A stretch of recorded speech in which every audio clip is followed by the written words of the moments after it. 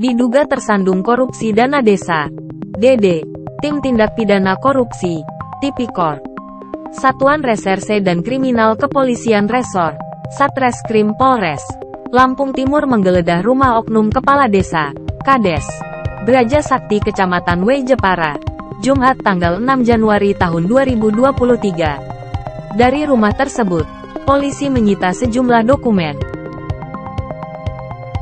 Tim yang dipimpin Kanit Tipikor Ibtu Hendra Abdurrahman dan anggota serta didampingi sejumlah pamong tiba di rumah Kades Edi Santoso atau S. pukul 13.30. Di rumah tersebut, petugas hanya mendapatkan keluarga S.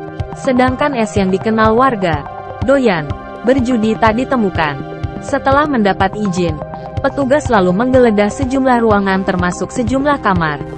Setelah 3 jam penggeledahan, Tim Tipikor menyita sejumlah dokumen terkait dugaan korupsi DD dan berlalu meninggalkan rumah oknum Kades tersebut. Kami menyita sejumlah dokumen terkait dugaan korupsi DD tahun 2019 oleh S selaku Kades Braja Sakti, ujar Ibtu Hendra.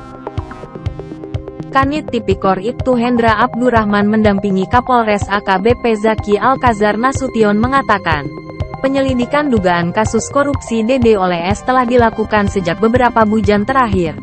Dari penyelidikan, petugas lalu menaikkan status jadi penyidikan dan menetapkan oknum Kades 2 periode itu jadi tersangka.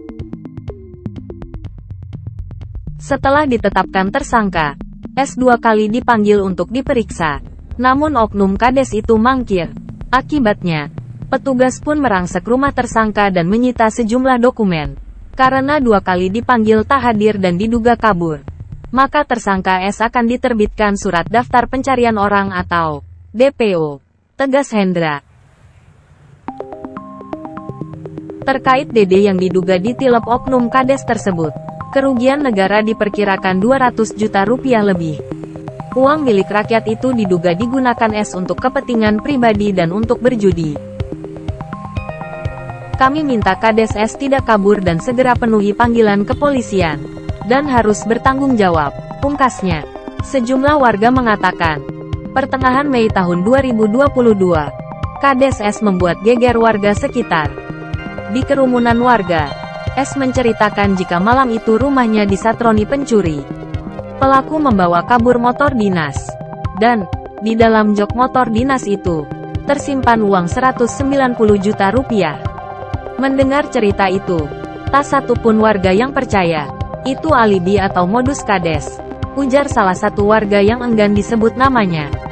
Sebulan kemudian, motor dinas yang hilang ditemukan warga desa tetangga. Saat ditemukan, kendaraan milik pemerintah itu tergeletak di pematang sawah. Kades kami sudah kebingungan karena uang telah habis untuk kepentingan pribadi dan untuk judi, ujar warga.